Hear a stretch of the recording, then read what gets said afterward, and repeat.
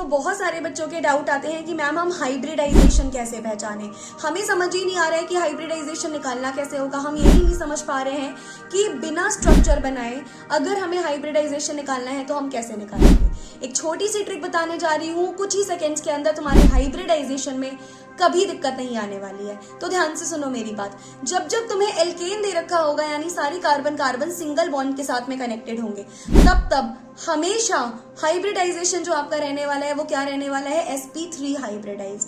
Okay then, उसके अलावा अगर कभी भी आपको दिया हुआ है एल्कीन, एल्कीन यानी कभी भी कार्बन कार्बन के बीच में डबल बॉन्ड है, तो हाइब्रिडाइजेशन हमेशा याद रखना sp2 रहने वाला है।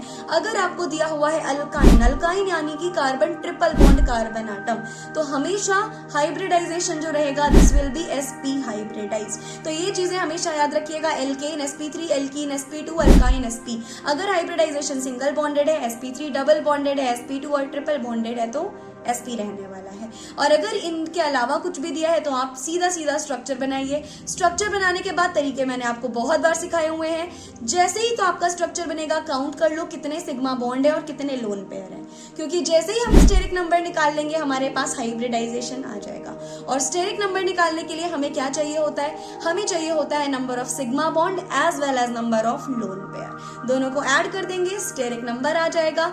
एंड स्टेरिक नंबर के अलावा हम क्या निकाल सकते हैं, हाइब्रिडाइजेशन। तो आई होप आपको हाइब्रिडाइजेशन निकालने में कोई दिक्कत नहीं आएगी। लेकिन मैम दिक्कत तो है, स्टेरिक नंबर से कैसे पता चलेगा हाइब्रिडाइजेशन क्या है। चलो इस दिक्कत को भी जल्दी से रिजॉल्व करते हैं अगली वीडियो में।